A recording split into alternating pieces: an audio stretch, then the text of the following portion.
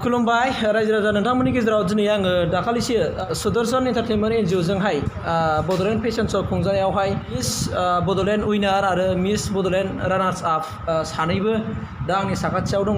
आं दिनै बिथांमोननिफ्राय माखासे थुलुंगाथाव माखासे बाथ्रा मिथिनानै मोननो लुगैदों जे बिनानावमोनहा माबे साइडनिफ्राय मिथिनानै बे फेशन श'आवहाय बाहागो लानानै बेबायदि मिस बड'लेण्ड बे बिमुंखौ बोरै मोननो हाखो आं बिनि सोमोन्दै मिथिग्रोगोन।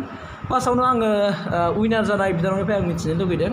फार्स्टआवनो आङो नोंनि इन्ट्रडाक्सनखौ होग्रोजानो लुगैदों बे समाव। खुलुमबाय। गिबियावनो आंनि अननाय आरो मोजां मोननाय खुलुमनायखौ बयबो रायजो राजा नायगिरिफोरनिसिम बावहरनाय थाबाय। आंनि मुङा जाहैबाय दिप्ति बसुमतारी। औ। ओमफ्राय आङो क'क्राझारनिनो झारबारि होननाय जायगानि। बै झारबारि। औ। आच्छा। ओमफ्राय बे बड'लेण्ड फेशन श'आवहाय नों बाहागो लानानै उइनार मोननो हादों नङा होमबा? औ। बेवहाय नोंखौ सोरबा थुलुंगा होदों नामा बाहागो लानो थाखाय? थुलुंगा होनायाथ' होदों बहुतआनो। ओमफ्राय माने सिगांनिफ्रायनो खोनाबोबाय थाखानाय बे श'नि बागै। ओमफ्राय बिदिनो आंनि लोगोफ्राबो थुलुंगा होदों जे खालाम होननानै। ओमफ्राय माखासे बिसोर दादामोननि थुलुंगायावबो आङो फैदों आरो बेयावहाय गावखौनो माबा खालामनो खाबु मोनदों आरो। ओरैनो न'आव प्रेक्टिस खालामबाय थाखायोमोन नामा फेशननि? न'आवथ' बिदि प्रेक्टिस खालामनाय गैयामोन। ओमफ्राय माने बेनि सिगां आं मोनसे श' जादोंमोन ना मिस बिटिआर। ओमफ्राय बेयावहाय खालामदोंमोन आरो 2020आवहाय।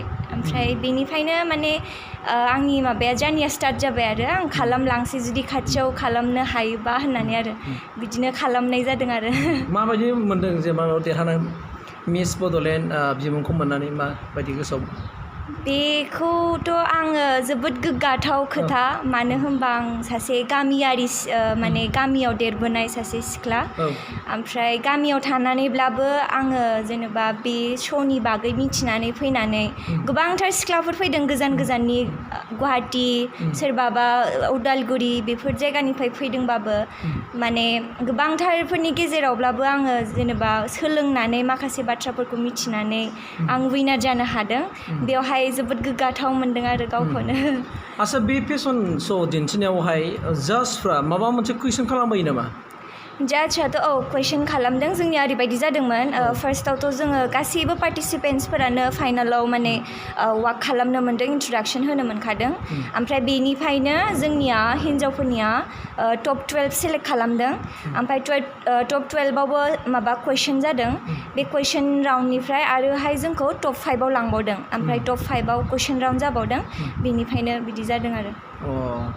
बिनानावनि फिउचार प्लेनिंआ मा दं? मा फिउचार एम इन लाइफआ मा जानायनि सिमां दं? ना फेशनै थांगोन ना माबा मोनसे? फेशन एबा जेनेबा मडेलिंआथ' बेजों लोगोसे आं एक्टिंबो खालामगासिनो। मुभियाव दङ ना? मुभिथ' गैथ'वा, दा मिउजिक भिडिअ बानायगासिनो। ओमफ्राय आं सानो आं बेजों प्रफेसनेलखौथ' आं बुंहरनो हाया, खिन्थु बे आंनि मोनसे पेशन आरो आं मोजां मोनो, इन्ट्रेस्ट दङ, बेखायनो आं खालामगासिनो। ओमफ्राय एम इन लाइफनि बागै बुङोबा आं दा LLB खालामगासिनो। जुदि LLBनिफ्राय मारै खालामलांनाय जायो बेखौ उनाव नायनोसै आरो।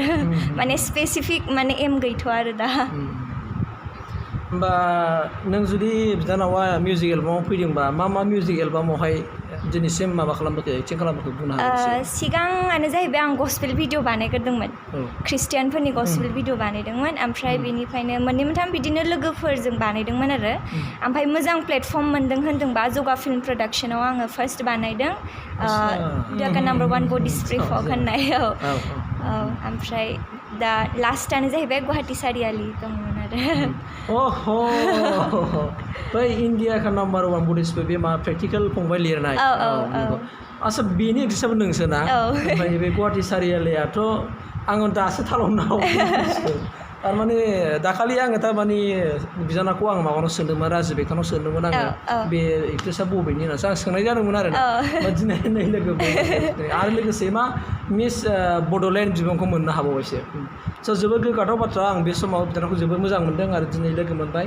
आरो बिनानावनि जेनोखि गामि सिंनि बर' आइजोआ एबा सिख्लाया जुदि बेफोरबायदि माखासे रोंगौथिखौ जे मोननो हादों आरो बेवहाय बियो पारफरमेन्स खालामनानै दिनै देरहासार जानो हादों, स' बियो जोंनि थाखाय जोबोद माने गोग्गाथाव आरो जायफोरनाखि जाखांफुनाय लाइमोनफोरनि थाखायबो बे जोबोद गोग्गाथाव।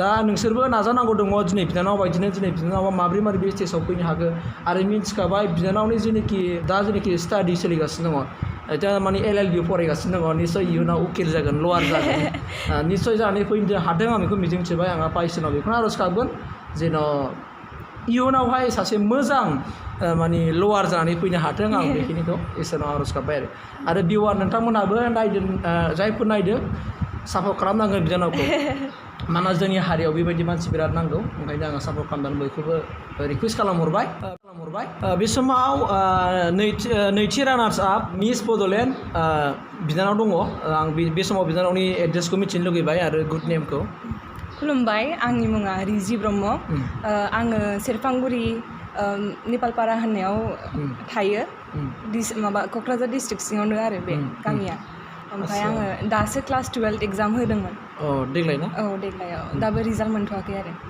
बेनोसै दा बे समाव जेनेबा बिनानावा नैबे मिस बड'लेण्ड जेनाखि बड'लेण्ड फेशन श'आवहाय बाहागो लानायावहाय सोरनिबा थुलुंगा मोननानै फैदोंमोन नामा बे आं मालायखौ नायबाय थायोमोन आरो ससियेल मिडियायाव इन्सपायार जादोंमोन आब' दैजिखौबो आं नायबाय थाखायोमोन आरो बेलेग पेजेन्ट श'स आं नायबाय थायोमोन इन्सपायार जायोमोन आङो खालामनो गोसो मोनो ओमफ्राय बिदिनो आं हारसिङैनो मटिभेट जानानै पार्टिसिपेट खालामखांबाय आरो दस्राफ्रावबो औ सिगाङाव खालामखांबाय आङो बाट फार्स्ट टाइम बेयाव देरहानो हादों आरो सेकेन्ड रानार्सआव न'आव माबा खालामबाय थायो नामा न'आव प्रेक्टिस खालामबाय थायो नामा प्रेक्टिस खालामो आङो होमबा बे प्रेक्टिस खालामनाय समाव नोंखौ बिमा बिफाया बादा होगोन ना होआमोन बादाथ' होआमोन आरो बाट आङो मटिभेटआ हारसिङैनो माबानाय आरो हारसिङै खालामनाय मटिभेटआ जोबोद मोजां बाथ्रा थारमाने गुबुननिखौ नुनानै बिनानावा माबा जादों आरो थुलुंगानाय मोनदों होनबा दा बावहाय नोङो सेकेन्ड जेनिखि रानार्सआ देरहानो हाबाय बावहाय देरहानानै माबायदि नांदों गोसोआव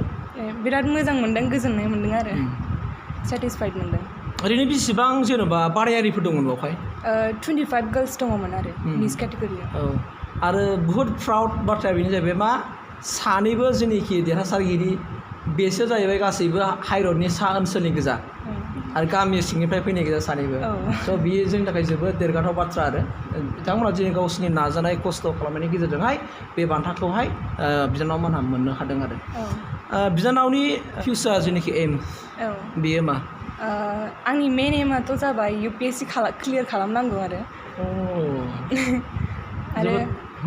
मा साइन्सआव फरायदों नामा आं आर्ट्सआव फरायदों ना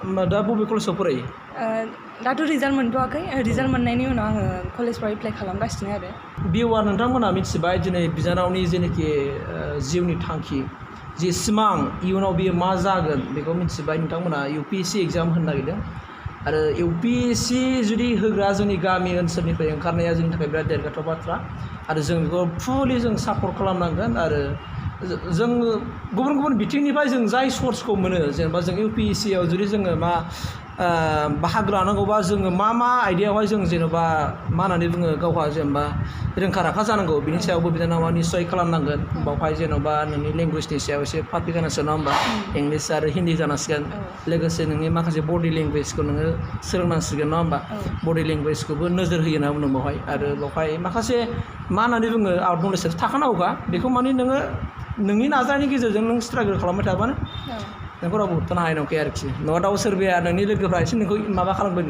इन्जय खालामगोन आरो ना जकिं खालामगोन बेलाय मालानिफ्राय UPSC एग्जाम होनो हालाबायसै नङा होमबा सोरबाया बेबायदि माबाबो खालामो नालाय जों बेखौ खुनु माबा खालामनो नाङा आरोखि ना स' आं मिजिंथिबाय आरो बिनानाव सानैखौबो उइनार आरो रानार्स आप सानै बिनानावमोनखौ आं लोगो मोननानै आं दिनै बिराद हेपि मोननांदों दाखालि आङो जे समाव फैदोंमोन आं थानो हालाङाखै आं लोगो मोना आं बिदि सानबाय थादोंमोन आरोना दिनै फाइनालि आंखौहाय जाय बे प्रग्रामखौ खुंदों बे फंबाया मदद खालामनानै होबाय ओमफ्राय आं जोबोद नांबाय आरो फंबायनि सिगां साबायखर जासिबाय आरो बे समाव बिनानाव सानैबो जेनोखि थांखि आरो उद्देश्यफ्रा इयुनावहाय उननि समाव साक्सेस जाफुंथों आं बेखौनो आफा इसोरनो आर'ज गाबबाय आरो बेखिनि समखौ बिटिआर इनफो स्टुडिअ इउटुब चेनेलनो समनि थाखाय बिनानावमोननिसिम रोजा रोजा साबायखर थाबाय थेंक इउ गोजोन्थोंसै